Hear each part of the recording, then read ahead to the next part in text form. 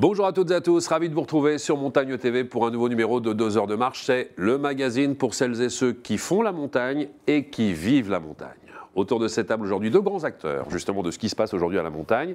Hervé Favre, le président d'Evolution 2, je suis ravi de vous accueillir sur ce plateau. Bonjour Stéphane. Merci d'avoir accepté notre invitation. Et en face de vous, Benoît Fritsch, qui lui est un monsieur qu'on connaît bien, directeur de la société Front de Neige. Vous faites du marketing, vous faites de la gestion d'événements, vous faites aussi parfois de l'organisation de voyages VIP, des choses comme cela, un petit peu en montagne. Vous avez peut-être été d'ailleurs amenés à travailler un jour ensemble, non? En plus, on est voisins. Et en plus, vous êtes voisins. Et vous êtes venu aujourd'hui nous parler d'un événement qui a été un véritable succès lors de la dernière épreuve de championnat du monde qui se passait à Schladming. Une opération qui s'appelait Oh là là, c'est cela? Oh là là. Oh là là. Pourquoi déjà avoir choisi ce nom, Oh là là? C'est une opération qui est conçue pour l'étranger. Oui. On a cherché un mot ou une expression qui symbolisait un petit peu la France. On a cherché plein de choses, le restaurant par exemple, mais ça ne marchait pas très vite. Et rapidement, on est allé vers Oh là là, parce que c'est un mot qu'on utilise énormément partout dans le monde pour signifier la surprise, l'intérêt. Et donc les étrangers l'ont vraiment pris. Quand les étrangers parlent français, ils pensent Oh là là. Ah, ils disent tous Oh là là. Voilà. Nous, on dit plutôt Oh là là. Et eux, ils disent Oh, voilà. C'est vraiment une manière de signifier la satisfaction et le plaisir. Très bien. Et c'est exactement ce qu'on voulait faire. On aura l'occasion de détailler cela. En clair, c'était plus ou moins l'installation d'un club France, comme ça avait été un peu le cas pour le village olympique. C'est ça. Mais le club France, la touche gastronomie en plus. Absolument. On en parle dans un instant, Benoît. Avant, on va faire un petit peu connaissance avec Hervé, qui a monté une école de ski. Ça remonte à quelques années maintenant, mais le temps n'a pas d'emprise sur vous. Vous n'avez pas pris une ride, Hervé. Merci. C'était à la fin des années 80, c'est ça, pratiquement? 87, 25 ans déjà. Oui. Evolution 2. Pourquoi avoir décidé de monter une nouvelle école de ski? On connaissait les Rouges, hein, l'ESF. C'était plus ou moins un monopole, d'ailleurs, en France, à cette époque-là. Complètement. Il y avait déjà un syndicat qui était créé depuis 10 ans. Oui. Mais l'ESF avait un monopole à l'époque. Et en fait, c'est deux choses. C'est une passion pour la montagne, pour le ski, également une volonté de rester chez moi, en montagne, après mes études. Et parallèlement, une vision sur ce qui pouvait être fait dans le domaine du ski, où à l'époque, il n'y avait pas grand-chose qui était proposé. On était sur des mêmes produits touristiques qui existaient depuis très très longtemps. Et je me suis dit qu'il y avait des choses à faire et des choses à proposer de manière différente à nos clients, et notamment sur une variété et utiliser toutes les potentialités de la montagne qui sont ascendantes et qui sont nouvelles tous les jours. Alors ça a démarré avec le ski, je ne veux pas dire uniquement le ski, mais en grande partie le ski. Puis après, ça s'est développé sur des activités aussi bien pour l'hiver que pour l'été. Complètement. Et d'ailleurs, on était connus et c'est une image qui est compliquée, qui nous colle à la peau, il fallait chaque année apporter des nouveautés. Et on n'allait pas finir par jeter les gens du barrage de Tignes en élastique ou ce genre de choses. Donc il y a un moment où l'aventure se termine. Et après, on trouve des services associés, des aventures associées à des grosses aventures. Quand on fait de la plongée sous glace à Tignes, par exemple, quand on arrive à faire de la plongée sous glace nocturne à Tignes ou ailleurs, il y a un moment où l'aventure doit s'arrêter parce qu'il y a des notions de risque. Et puis on a exploité pas à 100%, j'espère, mais on a bien exploité la montagne et l'aventure. Alors effectivement, vous avez creusé dans ce justement vivier d'activités qu'on pouvait proposer à la montagne, avec aujourd'hui un encadrement qui s'effectue par combien de professionnels? Aujourd'hui, il y a beaucoup de monde. On n'est pas que sur la montagne. Au total, il y a chaque année qui porte la tenue Evolution 2 dans toutes les sphères d'activité, tous les brevets d'État qui existent. Il y a 550 professionnels. 550 professionnels qui sont uniquement concentrés sur les Alpes ou sur d'autres massifs? Qui sont sur 30 sites qui portent la marque Evolution 2 et qui exploitent, mais sur le même thème. C'est-à-dire qu'on est toujours sur l'activité outdoor à connotation d'aventure. Par exemple, le tennis, c'est outdoor, mais on ne fait pas de tennis. Mais dès qu'on est sur des terrains variés, des terrains d'aventure, Evolution 2 est présent. Alors aujourd'hui, j'ai le sentiment, en tout cas, qu'Internet est un aspirateur, je dirais, à aspiration pour le skieur, pour aller justement vers des disciplines un petit peu différentes. On parle beaucoup du hors-piste, on parle beaucoup de l'héliski ou de choses comme ça. C'est effectivement des choses vers lesquelles vous êtes allé aussi? Oui, complètement. En fait, dès le départ, on voulait faire des choses nouvelles. Et les choses nouvelles, au début, c'était associer le ski à autre chose. Et aujourd'hui, le ski en lui-même a évolué, grâce notamment au matériel. Le ski, la progression du ski, vous le savez, elle est facilitée, mais à une vitesse grand V. Je me rappelle, quand on a créé Evolution 2, on avait un contrat, on appelait ça le contrat piste rouge en fin de semaine pour des débutants. Et on se battait pour y arriver. Parce qu'avec les skis de l'époque, c'est des skis qui ne bougeaient pas tout seuls. Il fallait vraiment faire des gros mouvements pour faire bouger les skis. Et maintenant, le contrat piste rouge pour le commun des mortels, en fin de semaine, il n'y a aucun problème. C'est quelqu'un qui est normalement constitué, qui n'a pas de blessure et qui est une personne un peu sportive. Au bout de 2 jours, encore commence à l'amener un peu partout, quoi, parce que les fabricants ont fait du super matériel. Lorsqu'on vient vous voir justement à Evolution 2, dans les différents sites que vous avez, 30 sites à peu près, c'est ça, référencés en France, chaque fois on vient vous voir pour demander quelque chose de particulier et pas simplement rester sur la piste?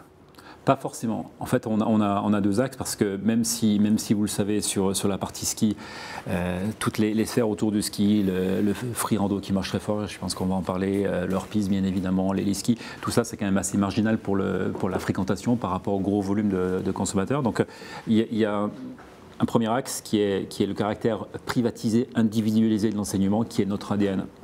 Les gens viennent avant tout pour ça. Et bien sûr, notre enjeu, c'est de leur donner de nouveaux défis pour éviter de savonner les pistes toute la semaine et faire parce qu'on va les perdre ces jours-là si on leur propose que les pistes sont très bien préparées et la sensation que l'on a sur les pistes du lundi au vendredi ou du dimanche au vendredi, si on les amène pas sur d'autres défis personnels, on peut les perdre. On peut les perdre. Ils peuvent se dire le ski c'est sympa, mais c'est un peu toujours la même chose. Donc c'est dans les briefings qu'on fait avec notamment les moniteurs de ski, on essaie d'amener nos clients à goûter autre chose. Et aujourd'hui c'est facile. Encore une fois, aujourd'hui, après 3 semaines de ski, on amène les gens hors piste. Les skis sont larges. Parfois, le ski hors piste est plus facile que le ski de piste, très franchement. Vous allez, en fin de saison notamment, quand les pistes sont en béton le matin, c'est-à-dire très gelées, et que sur les bons versants, le soleil a commencé déjà à avoir son emprise et que la neige revient, c'est plus facile hors piste que piste. Alors, faut tout de suite rassurer les gens, le ski hors piste, c'est pas forcément synonyme de danger. Il faut faire attention, mais ce n'est pas forcément synonyme de danger. Non, on peut faire du ski hors piste en toute sécurité. Les statistiques montrent qu'il y a beaucoup plus d'accidents. Il y a beaucoup plus de monde aussi sur la piste que hors piste. Et justement, il y a des gens qui vont aujourd'hui hors piste et qui partent sur du hors piste de proximité, à 20-30 mètres des pistes ou un peu plus loin, sur des vallons qui sont très proches, parce qu'on évite les collisions, on évite les gens qui skient, notamment on est en pleine vacances scolaires actuellement. Les gens qui skient actuellement, ils ont toujours en tête sur la piste la collision. Parce qu'on en a beaucoup parlé de la collision. La collision, et les statistiques des services des pistes montrent que la collision, c'est le premier danger à ski, bien avant l'avalanche, bien avant le dévissage hors piste, ce genre de choses. La collision, c'est une manière également d'éviter ce genre de risque. Mais bien évidemment, de faire sa trace. Complètement, ouais, complètement. Qui devient de plus en plus difficile. Alors, vous me parliez d'héliski aussi. Oui. À ma connaissance, l'héliski, c'était pas forcément autorisé, voire même interdit en France, non? La dépose en hélicoptère. Fin des années 70, donc une pression écologique qui nous a interdit l'héliski sur la France. Les pays frontaliers continuent à... En Italie, on peut? En Italie, en Suisse. On continue à pouvoir faire de l'héliski dans un cadre qui est réglementé, cadré, et où il n'y a pas dans ces pays d'opposition et il n'y a pas de projet d'arrêter les skis sur ces pays-là. Donc en France, on se fait déposer à la frontière, je dirais plus ou moins, sur le pays que vous évoquiez tout à l'heure, et ensuite on peut rejoindre les domaines français sans aucun problème. Vous avez compris. On se pose sur des sommets qui sont frontaliers et on descend côté français ski. Bon. C'est pour ça que ce serait pas mal qu'on puisse réviser ce dossier et revenir, vous pensez qu'il y a possibilité ou pas? Je pense pas. C'est un peu compliqué. Je pense pas. Et puis il n'y a même pas de mouvement du monde du ski dans ce sens-là. À ma connaissance, personne n'essaie de se mobiliser pour pouvoir. Alors, on joue un petit peu, toutes les structures, notamment Evolution 2, on joue un petit peu avec la loi. C'est-à-dire que, bizarrement, la dépose en altitude est interdite. Oui. Par contre, la reprise en vallée, même au-delà de 1500 mètres d'altitude, qui est la limite légale, est autorisée ou tolérée. Donc, en fait, on fait l'inverse. Et on le fait notamment, les images qui passent, c'est ça d'ailleurs, on a un bon timing. On le fait en Trottigny-Val-d'Isère par exemple, où on part d'un sommet qui est à 2800 mètres d'altitude, 2750, et on descend jusqu'au barrage, au plan d'eau, dans un endroit où on est complètement perdu, et là l'hélicoptère vient vous chercher. Donc on associe le ski et l'hélicoptère, mais dans le sens inverse. D'accord. Voilà. Vous évoquiez tout à l'heure aussi le ski de randonnée qui a vraiment vécu un engouement particulier au cours de ces dernières années. C'est quelque chose que vous avez beaucoup développé aussi? On est arrivé bizarrement à une segmentation dans la segmentation. Donc, le ski de randonnée, il y a le pur et dur qui part sur des raids, par exemple, Haute-Route, Chamonix-Zermatt que tout le monde connaît. Ou la Pyramenta, voilà, ça c'est même le ski alpinisme. Ski alpinisme, mais là c'est un très haut niveau. Et puis après, donc, il y a un nouveau segment qui s'est créé qui est le free rando. Ce sont des gens qui prennent un ski pass, qui achètent un forfait remontée mécanique et qui vont arriver sur une zone et qui vont mettre les pots pour aller sur un col, faire un hors-piste différent. Donc on est sûr. Et puis le besoin de ce skieur est différent. Il y a un besoin d'évasion différente, il y a un besoin d'espace différent, il y a un besoin aussi de sortir de la cohue des pistes. Mais toujours en restant ces gens-là sont des skieurs alpins. Voilà, ce sont des skieurs alpins, ce sont des gens qui, quand la piste est bien lisse, ils vont aller se faire plaisir sur la piste. Puis quand il commence à y avoir du monde ou des bosses, ou que c'est mal entretenu, ou que les conditions ne sont pas là, on prend les pots. Et donc, c'est des zappeurs. Alors, Evolution 2 a fait très fort, c'est-à-dire qu'ils sont présents effectivement dans les Alpes, dans les Pyrénées, ce que vous nous disiez aussi. Puis finalement, ils se sont rendus compte qu'il y avait de la neige aussi à l'étranger, pas très très loin. Et donc, ils ont traversé la Méditerranée et vous proposez de faire de l'héliski au Maroc. Oui, à Marrakech. Ouais. À Marrakech. Alors ça doit être assez magique parce que finalement, on se retrouve à Marrakech avec des températures tout à fait convenables à cette époque de l'année. On est pratiquement en tongs et en Bermuda. C'est le cas. On monte dans l'hélicoptère, on enfile la combinaison, les chaussures de ski et on se retrouve combien de temps après sur les pistes? On se retrouve, c'est pas sur les pistes, hein, même s'il y a une station, même s'il y a une station qui s'appelle le Caille Méden sur la zone du Haut-Atlas où on évolue, on est hors piste, on est à 18 minutes de vol de Marrakech, c'est-à-dire on dort pas dans les montagnes, on dort vraiment, l'hébergement se fait à Marrakech. Et ça, c'est un produit que vous avez développé au cours de ces 2 dernières années? Oui, c'est une belle histoire. J'ai commencé à me déplacer au Maroc en 2005. À l'époque, rencontre des autorités locales, un risque important. Il n'y avait pas d'hélicoptère du tout civil à l'époque au Maroc parce que peur d'attentats, donc l'espace aérien marocain était ultra protégé et uniquement à vocation militaire. Et en 2010, un Français a réussi à créer une compagnie d'hélicoptères. Et on est entré en contact et maintenant, donc c'est nous qui opérons. Il n'y a qu'une seule compagnie sur le Maroc, c'est nous qui opérons.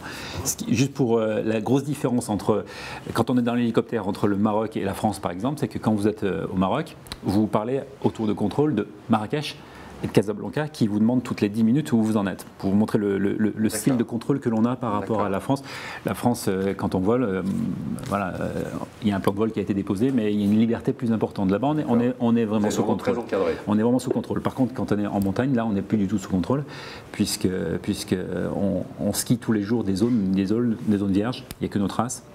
On rencontre les populations quand on arrive en vallée, mais en montagne, il n'y a personne. Et il y a quelqu'un qui est là-bas en permanence d'Evolution 2 pour justement accueillir les skieurs. Ouais. Combien de skieurs à l'année vous accueillez là-bas à peu près? On a commencé l'année dernière, donc c'était 120 skieurs. On va voir. La neige est un peu décalée, elle vient d'arriver la neige, donc on a commencé la semaine dernière. D'accord. Donc on pense être aux alentours de 250 personnes privilégiées donc, qui vont voler avec nous sur Marrakech. Ça en tout cas c'est un voyage assez inoubliable. Vous qui avez organisé des voyages comme ça, vous réservez? Je pars demain. Alors on a vu bien sûr que la montagne l'hiver vivait à travers différentes écoles de ski et vous en faites partie avec Evolution 2. La montagne l'été, c'était aussi important à mon sens de la faire revivre. Il manquait aussi là cruellement, je dirais, d'activités un petit peu annexes, bien encadrées, et c'est ce que vous avez développé au cours de ces dernières années. Ouais, revivre, c'est un peu prétentieux de le dire, mais pareil, même stratégie, utiliser toutes les potentialités qui sont encore plus importantes l'été que l'hiver, puisqu'on joue sur des terrains naturels qui sont variés, puisqu'on a toujours de la neige, de la glace, jusque dans les vallées avec des rivières, des forêts et plein de choses. Et c'est un challenge parce que vous savez que la montagne l'été, il y a une érosion de la fréquentation qui est importante, qui n'est pas liée vraiment aux activités parce qu'il y a plein de choses à faire, qui est liée en fait au risque météo. Autant l'hiver, les gens qui viennent nous voir, ils acceptent le fait qu'il y ait du mauvais temps parce que la neige fait partie de l'hiver. Par contre, la pluie et la neige ne font pas partie de l'été. Et donc on a des chiffres qui ne sont pas fantastiques sur la montagne l'été, même si je croise les doigts et quand on a 2 ou 3 étés avec de la chaleur et du beau temps, ça nous fait gagner une décennie de fréquentation de clientèle. Et il y a un potentiel de clients l'été qui est très actif. Ils sont très actifs et ils font plein de choses. Encore une fois, en montagne, on évolue entre 4000 mètres et 500 mètres d'altitude sur toute une vallée avec plein de choix d'activités. Pour découvrir tout ce que vous proposez, il y a un site internet, j'imagine, c'est evolution2.com. Très bien. Parmi les différentes activités que vous proposez, est-ce qu'il y en a une que vous préférez à d'autres? Je ne sais pas, dormir dans une yourte la nuit, en pleine montagne ou autre chose? Je dirais que c'est l'association de plein de choses. Ouais. C'est clair que le côté décalé de dormir dans ce qu'on appelle, on a créé plusieurs camps trappeurs qui sont perdus dans des forêts avec des yourtes et des tipis, un grand feu central, et associer ça à des activités. Le ski reste quelque chose de fantastique. On a des sensations au ski qu'on a dans peu de sport. Et donc, quand on arrive à associer par exemple une soirée avec un grand feu central, avec une nuit sous yourte ou sous tipi, ou sous igloo, et qu'on peut faire avec des amis ou avec son entreprise. Et ensuite, pour repartir le lendemain en ski de randonnée ou ski de piste, ça fait partie des Petit bons côté magique. Ouais. Si on veut vivre le ski différemment, on retient cette adresse, evolution2.com. Merci mille fois Hervé. Est-ce que vous avez eu l'occasion de vous rendre à Schladming? Non, par contre, Au dernier championnat du monde. Non, malheureusement, mais par contre, j'ai regardé comme tous les Français, comme tous les skieurs, bien sûr, ce qui s'est passé à Schladming. Ouais. On a remporté des médailles, ça c'était exceptionnel. Les journalistes étaient présents de toutes les télévisions, françaises et étrangères, bien sûr. Ils n'étaient pas les derniers, d'ailleurs, à venir sur le oh là là. Le lieu est aussi fait pour eux, donc Sur le lieu, on était oh bien là là. contents de les recevoir. On va écouter le témoignage de deux personnes qu'on connaît bien, Gérard Rolls, grand journaliste de télévision, et Luc Alphand, ancien champion qui aujourd'hui est au service de France Télévisions pour commenter justement les épreuves de ski. Écoutez leur témoignage, ils vous disent ce qu'ils pensent du oh là là.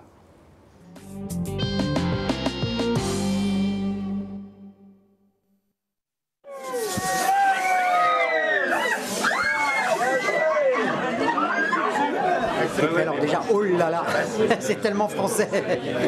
Mais je pense que c'est une très bonne idée parce que ça permet de se regrouper, d'échanger des opinions, de parler des événements. Quand on voit Val d'Isère qui organise une Coupe du Monde, Méribel qui organise une Coupe du Monde, Courchevel qui va organiser aussi une Coupe du Monde. Ça permet de voir les dates, l'organisation, de parler de tout ça. Il y a quelques produits français, c'est toujours bon d'avoir un petit bout de fromage, du Beaufort, d'avoir du bon vin aussi qui viennent chez nous. D'avoir un endroit où nous, Français, on peut venir ici. Cette année, c'est basé avec les stations en France qui organisent la Coupe du Monde. Donc je pense que c'est une vraie bonne chose. Il y a une Casa Italia, les Italiens le font, et je pense que nous, en France, on a une vraie légitimité à le faire. Et que ce soit encore plus sur des stations qui organisent les Coupes du Monde, et encore plus autour de la gastronomie. Parce que si on est français, c'est quand même assez normal. Mais oui, on sait faire de la bonne nourriture en France. Et vous avez bien fait de la mettre sous le feu des projecteurs. D'où vous est venue l'idée, Benoît? L'idée, elle est née depuis pas mal de temps parce que les grandes régions à l'étranger font beaucoup d'opérations de ce type-là lors des grands événements. Il y en a toujours la Casa Italia, Luc en parle, il y a le Tyrolberg, une très grosse opération menée par la région Tyrol. Et en 2009, le Tyrol est venu s'installer à Val d'Isère, à 200 mètres de l'aire d'arrivée des championnats du monde, sous les fenêtres du maire, avec un Tyrol de plusieurs dizaines de mètres carrés, et ils ont mis le feu. Et le maire de Val d'Isère, ce jour-là, a commencé à se dire qu'il fallait peut-être quand même qu'on réagisse. Et donc il est allé prendre son bâton de pèlerin, il a convaincu les autres maires de monter avec lui dans une idée. Et il est venu nous voir pour que nous, on réfléchisse à un concept. Qu'est-ce qu'on pourrait faire aussi dans ce cas-là? Et donc on est allé vers le restaurant parce que c'est naturel pour un Français et c'est naturel pour les stations françaises d'accueillir, de recevoir. Et là où les autres ont d'énormes moyens, nous on a des moyens un peu différents. Par contre on a des grands chefs. Chaque station a ses chefs. Et donc on est allé voir ces chefs, on leur a dit vous venez passer un petit moment avec nous à Schladming. Ils ont évidemment tout de suite dit oui. Et on est parti comme ça avec un restaurant en plein centre de Schladming, dans la rue piétonne du centre, qui est devenu le The Place to Be. Je ne devrais pas le dire en anglais puisque on a vraiment voulu faire un lieu français. Et comme ça, on a pu recevoir journalistes, monde du ski, politique.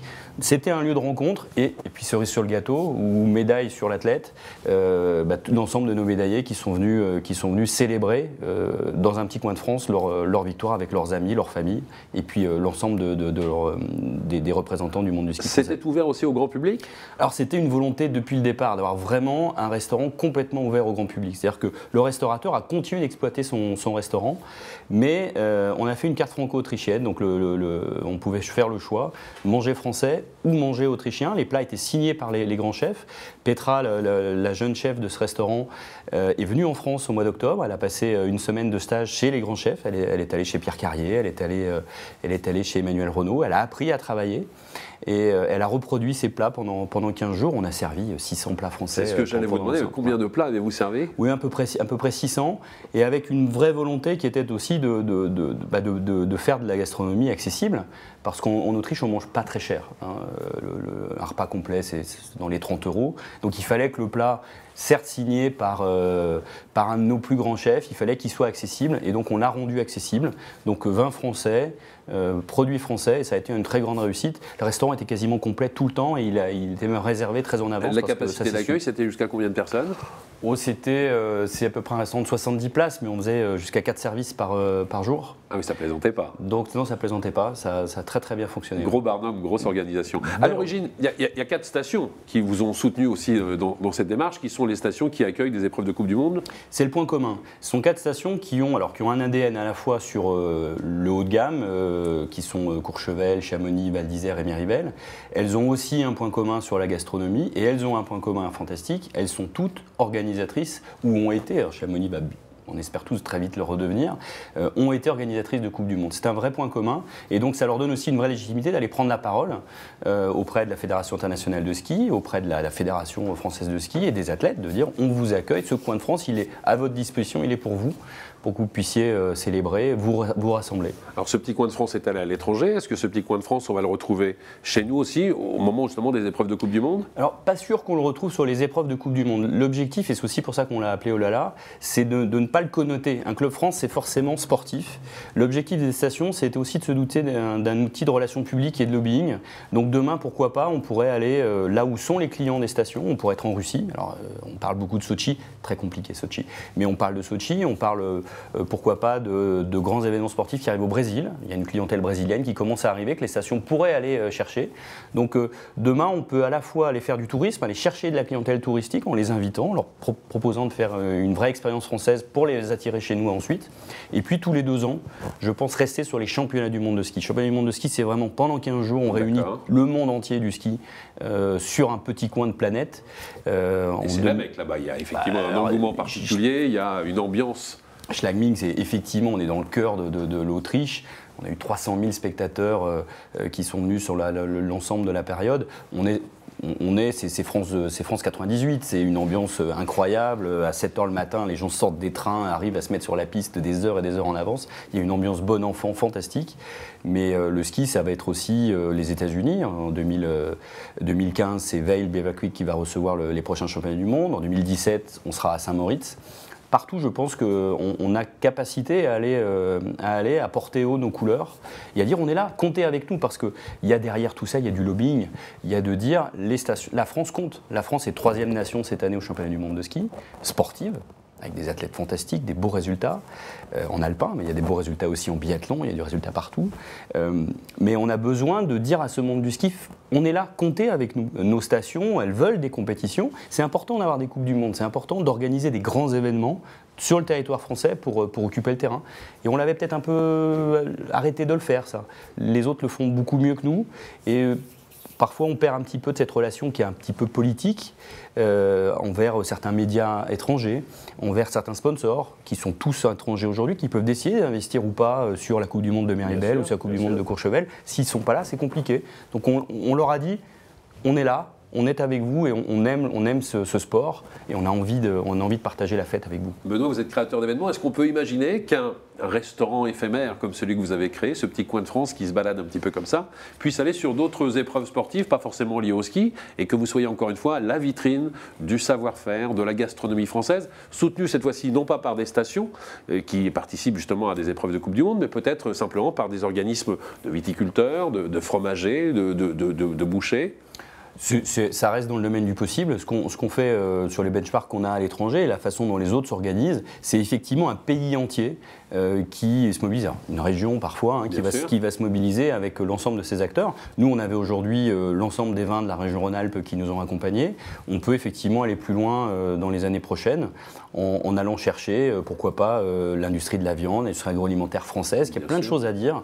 Et probablement, oui, aller sur d'autres événements, parce que nos stations, on parlait tout à l'heure de l'été, nos stations ont aussi besoin d'aller sur des événements d'été, de continuer à montrer le reste en dehors de l'hiver que l'accueil, ça se passe chez nous et qu'on sait très bien le faire. Et est-ce qu'on peut déjà, Hervé et moi, réserver une table pour le 4e service dans 2 ans à Schladming? Il n'y a pas de problème, vous serez les bienvenus. Vous voyez, ça peut déjà se faire. On fait ça de manière très conviviale, mais c'est fait pour. Messieurs, vous êtes des amoureux de la montagne. Alors on va rester, pour finir cette émission, dans l'univers de la montagne avec un très beau documentaire dont j'aimerais vous parler, qui passe actuellement sur Montagne TV et qui rend hommage à la piste verte Les Ouches, qui d'ailleurs n'a de verte que son nom. parce que c'est quand même pas une mince affaire. Il faut quand même savoir que pour descendre la piste, qui est une piste de descente, les meilleurs mettent quand même plus de 2 minutes en moyenne. Gilles Chapaz a fait un documentaire exceptionnel pour retracer justement toute l'histoire de cette piste du Kandahar, de 1947, date des premières compétitions, jusqu'à nos jours. Je vous conseille vraiment de regarder ces images et le documentaire dans son intégralité, un peu plus tard sur Montagno TV. Merci beaucoup Hervé d'avoir été avec nous aujourd'hui. Et longue vie à Evolution 2. Et merci Benoît. Merci Stéphane. Bravo pour Oh là là. À très bientôt. Au revoir.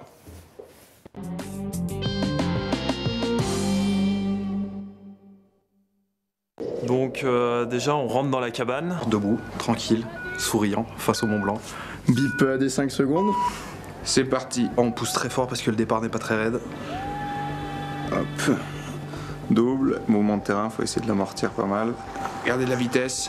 On se fait un petit peu alléger sur le pied gauche. Hop, on arrive à la cassure. Donc gros saut. Partie assez rapide, on enchaîne droite-gauche assez rapide après une longue double qui nous tire un peu le long des bâches. Cette double qui arrive, qui tape. Surtout, hop, là se réveiller, décrocher tôt. On jette un petit peu les talons, on essaye de récupérer son ski extérieur, on tourne, on n'en finit jamais de tourner. Pour moi c'est l'enfer. J'ai toujours pas trouvé la solution. On revient. Le chemin. Un droit qui nous amène le long des bâches pour nous freiner avant le saut du goulet. On saute une trentaine de mètres, bien amortir, bien plonger, bien prendre toute la vitesse. Et la position de recherche de vitesse. Partie de glisse. 3, 2, on repart sur un enchaînement de courbes gauche-droite, double, petit allègement, droite-gauche, petit allègement. On arrive au SAP ici. Là, il faut se réveiller. Changement de rythme, gros pied droit, gros pied gauche. On se remet en recherche, une grande partie de glisse, on joue avec les mouvements de terrain. On arrive au parking de Maisonneuve. Hop, on remonte un peu sur le mouvement de terrain, il faut déclencher un petit peu avant pour bien y avoir la direction et pas partir dans le filet. Toute la vitesse. On arrive au saut de la route. On durcit pour passer la route. Petit allègement et long pied gauche très rapide. Allègement sorti et on finit sur la ligne d'arrivée. Et là je me retourne et